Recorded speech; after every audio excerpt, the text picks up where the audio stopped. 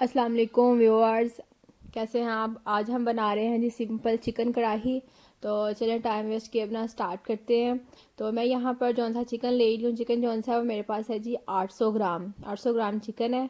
और साथ ही हम इसमें 200 ग्राम जौन सा है वो दही यूज़ करेंगे। और उसके साथ ही हम यहाँ पर जिंजर गार्लिक पेस्ट है, 2 चम्मच जिंजर गार्लिक पेस्ट है, और तकरीबन 10 से 15 सब्ज़ मिर्चें हैं। ये स्मॉल साइज़ की हैं और ये बारीक हैं, ये करवी होती हैं। और तकरीबन जो है स्मॉल साइज़ के मेरे पास टमाटर हैं, तकरीबन 9 से 10 टमाटर हैं। अगर आपके पास मीडियम साइज़ के हैं तो 5 से 6 टमाटर यूज़ कर सकते हैं। 1 टेबलस्पून जो सा नमक है, और तकरीबन 2 टेबलस्पून जो है वो गरम मसाला है। और कढ़ाई में मैंने जो ऑयल लिया है 2.5 जो से चम्मच हैं ये वाले, ये मैंने 2.5 जो से चम्मच ऑयल के लिए हैं।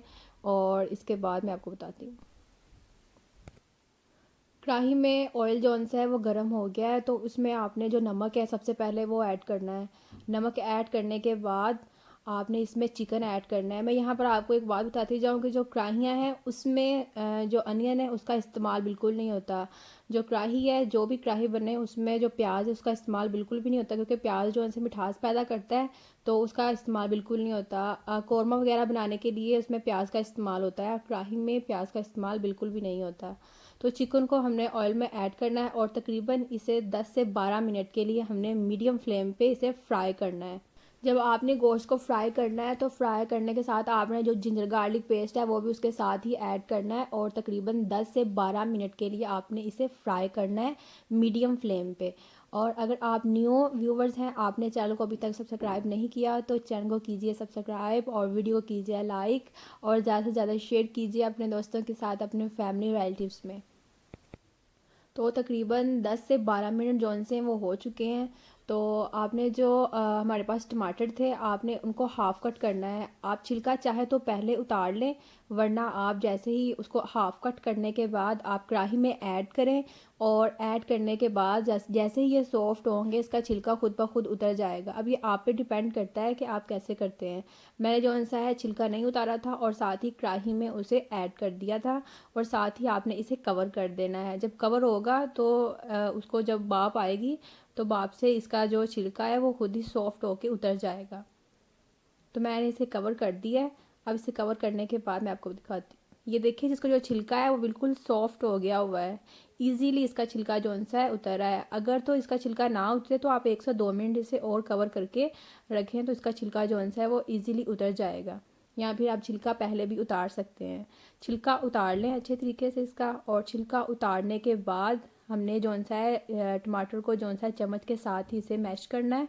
और उसका जो पानी है वो सारा फिर जौन सा है उसमें ही कढ़ाई बनेगी। ये देखें, सारे छिलके जौन से उतार लिए हैं मैंने। अब हमने इसे चम्मच के साथ जौन सा है अच्छे तरीके से मैश कर लेना है, और मैश करने के बाद फिर मैं आपको दिखाती हूँ।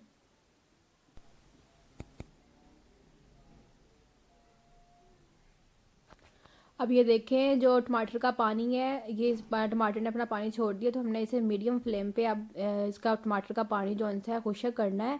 अब इसे चम्मच से अच्छे तरीके से इसे मैश कर लें, और जो मैश ना हो उसे आप निकाल के साइड पे कर दें, क्योंकि जो टमाटर का सिरा होता है वो स्टार्ट से हार्ड होता है। तो साथ ही हमने जो ग्रीन चिली थी वो इसमें ऐड कर देनी है, और ऐड करने के बाद इसे अच्छे तरीके से आप मिक्स कर लें।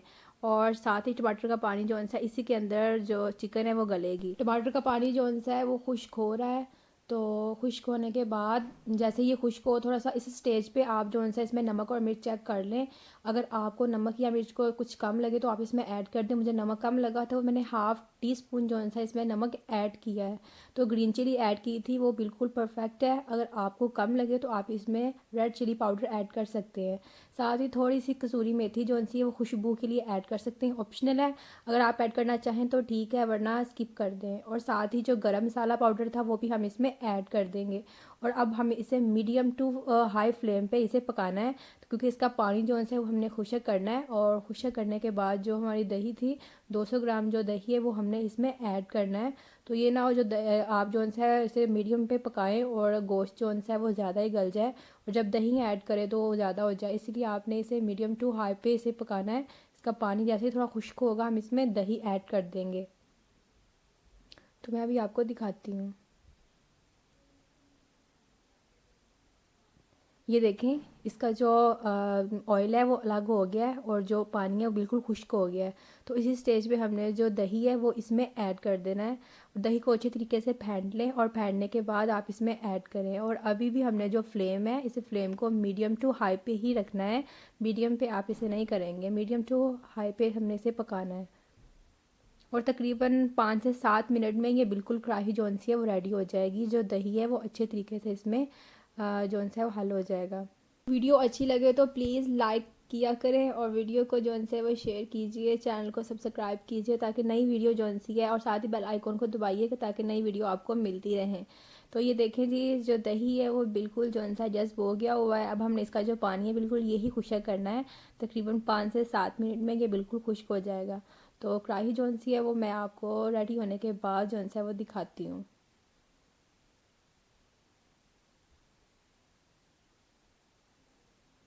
ये देखें कढ़ाई जौन सी है हमारी बिल्कुल रेडी है।